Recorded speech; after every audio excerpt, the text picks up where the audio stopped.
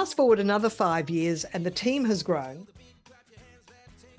But I find that I'm afraid to pull people up to make observations. Like if someone has a tone with me in a one-on-one meeting, I don't say, well, I can't help but notice you've got a bit of a tone in your voice, which is what I would do now. Welcome to the Micropreneur Accelerator. I'm the Micropreneur Accelerator. Let me tell you about a time when I was 20 years old. I was a university student full-time and I had a part-time job working for the speed reading company, where I was both instructing students in speed reading, but also doing the sales presentations in front of 80 people or 50 people or 30 people, a 1-hour free presentation as a result of advertising about how to increase your reading rate. So there I am, 20 years old, looking good. We go up to this little town that's about 2 hours from where I live in Brisbane, in a little church hall, and where there's been some advertising, but people didn't pre-register, they just turn up. And I have the office assistant with me, and we had put out chairs for about 30 people, and there were some other stacked chairs at the back of the room, maybe for 50 people. And it's 6 o'clock, 5 minutes before start time, people start coming into the hall, but the 30 chairs fill up. Then we both start pulling out the extra chairs at the back of the room. Those 50 chairs fill up. And as I'm at the front of the room now, about to start the meeting, and my assistant it's like, well, people are still coming in. So she puts them at the back of the room and it's standing room only. And I'm going, oh, well, I'm only 20 and I'm not used to public speaking in front of large crowds, but I rose to the occasion and delivered the experience on how to increase your reading rate and collected deposits and handwritten forms for the upcoming workshops that were going to be in their town. Now, of course, this is way before the internet, so it was analog times. So we have 2 sessions, 6 o'clock and 8 o'clock, and the same thing happened at both sessions. It's like it was absolutely full. And the reason being, they were 2 hours from Brisbane, too far to go down in response to advertising on radio or television. But when they advertised in their town, although they'd been listening to all the ads for the big city, when it was on in their town, they all piled in because they were curious. And there'd been all this repeat marketing. So the end of the night comes and I collate all the deposits in cash and credit card and the forms. And so the deal is that the next morning, I would have driven home, the next morning, go into the office to hand over the deposits.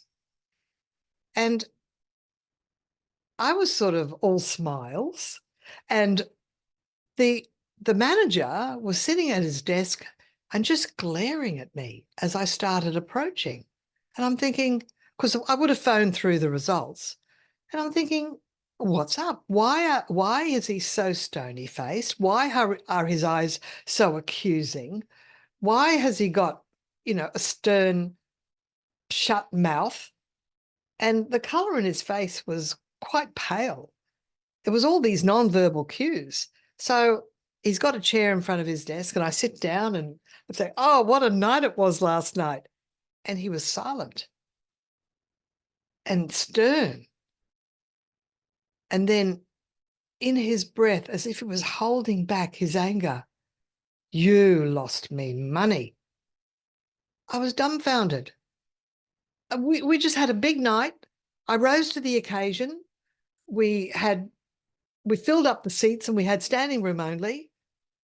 I had the usual percentage of conversions. What on earth could be the problem? So I had a pit in my stomach because I really didn't know what to say. And then he just stared at me again and repeated, he seethed, you lost me money.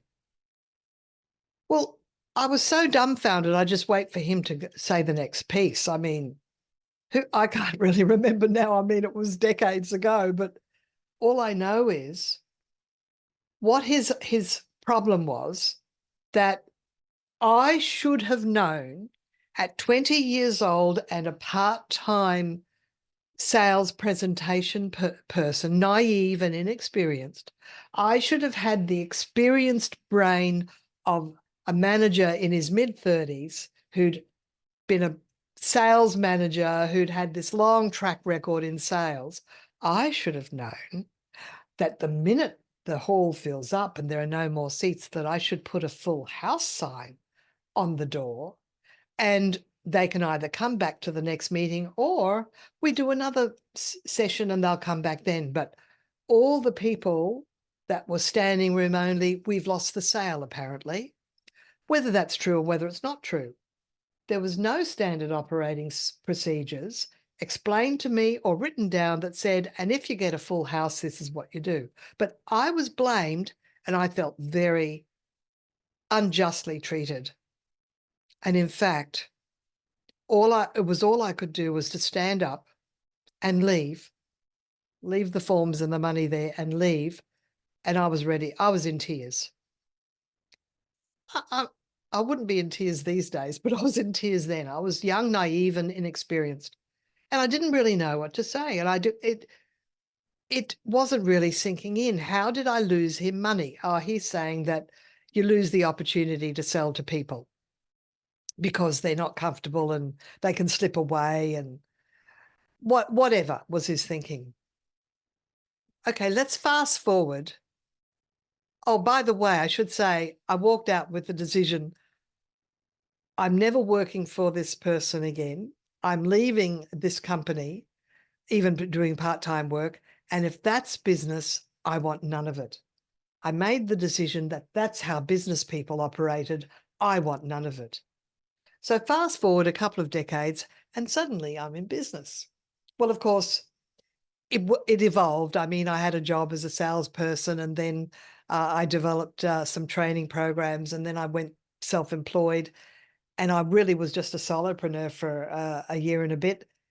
And then I had my first part-time employee, then my next part-time employee, and suddenly it came to the point where after the first decade, we rebranded as Brain Power Training, and I suddenly grew the business with a business angel to 5 staff, full-time salespeople, event coordinators, bookkeeper, and we were doing well. We were doing a great deal of business.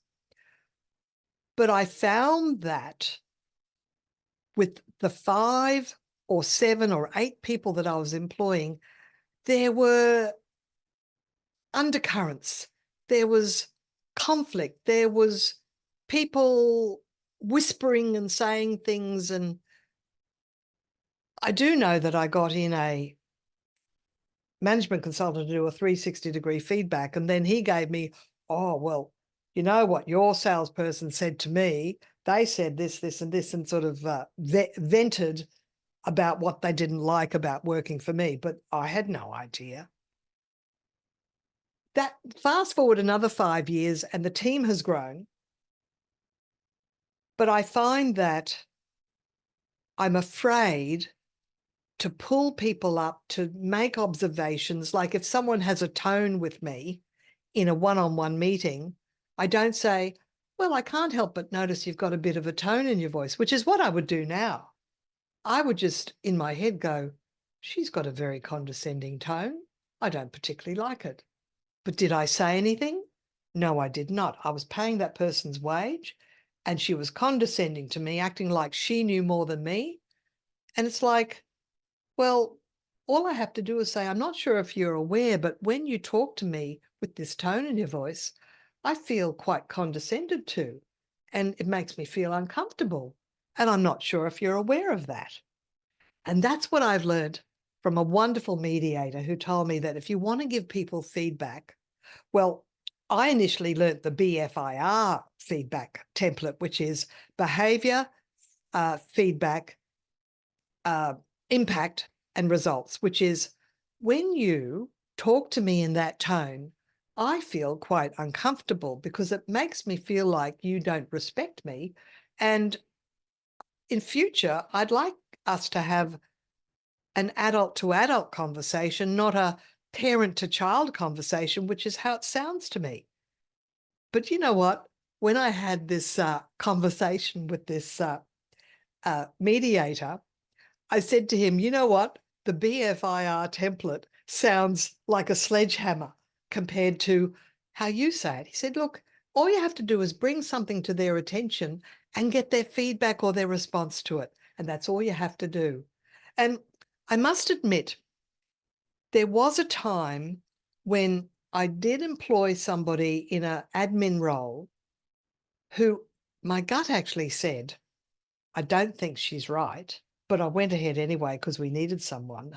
See, that's mistake number one. But we hired her. And after 2 weeks, I realized how much of a mistake it was. And I invited her in to the conference room for a one-on-one conversation.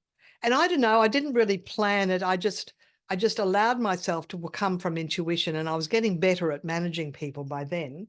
I'd been in business or been with a larger team for about 8 or 9 years in a big office. And I just said, and I just spoke my truth. I said, you've been here 2 weeks now, and I've seen how you interact and how you operate. And I just get the feeling that perhaps you're not happy here. And that's all I said. And then I said nothing. And she sort of moved forward in her chair as if to say, oh, yeah, I'm happy. But I could see that there was another part of her when she sat back in her chair, slumped and sighed, and said, you know, Nina, you're right. I said, well, what can we do about that? She said, well, I spoke to my husband. I said, I don't think I'm a good fit. And you know what he said? We need the money. You have to stay. And all I said was, I think you know what the answer is. And she self-selected and said, yes, I think I'll give my notice now. I've only been here 2 weeks. I may as well finish today. And isn't it good that I'd learnt to tell the truth with authenticity, to just make observations and let people take control of their own responses. Now, it won't always be that easy. It won't always be that truthful. It won't be always that authentic. But what I have discovered is if I observe an interaction that makes me feel uncomfortable, that I should name it. And naming it is also calling it out. Or as my mediator would say, it's calling it in. I just want to leave you with one thought that's actually what Martin Gonzalez told me in the Manage Self-Lead Others podcast on the bonfire moment to be published very shortly. He said, conflict is just maths. If you have 2 people working in an interaction, there's only a 1%, there might be only a 1% chance of there being conflict between the 2 of them. But if you have 20 people working in an organization, you have 20 times the 1% chance of having conflict. So the maths of it increases exponentially. And that's why it's inevitable that large teams will develop conflict, because it starts increasing exponentially the number of people in the team.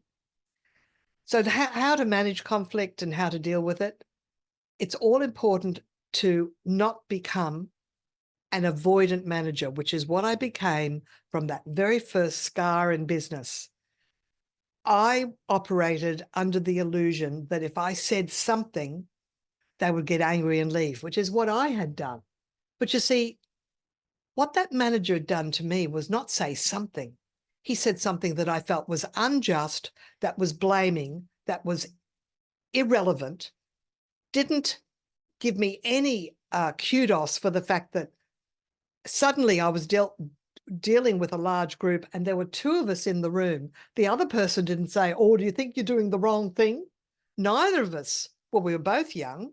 Neither of us knew the invisible standard operating procedures. Neither of us were mind readers of what the manager would have done. So I had taken it to heart, and I had therefore seen no evil, spoken no evil, heard no evil. I said nothing and would just put up with poor behavior if it was just what I thought was maybe too petty to mention. But you get what you put up with, or if you don't, what is it? The behavior you condone is the behavior you accept. So that's the biggest lesson that I've eventually learned in business, that when you have people working with you and for you, find opportunities to say calmly, with heart, with authenticity, what your response is to what they say, their tone of voice, their behavior, and be aware of body language, that social sensitivity that comes from interacting with people. So I'll leave that with you.